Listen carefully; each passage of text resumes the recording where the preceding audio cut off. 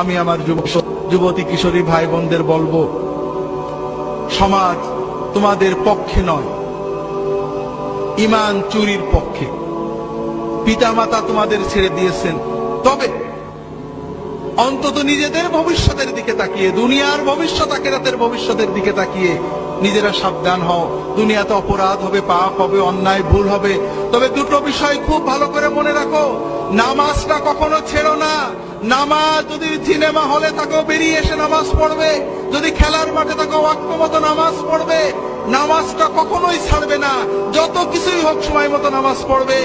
আর অশ্লীলতাকে, মাদকতাকে বিষের মতো পরিত্যাগ করবে।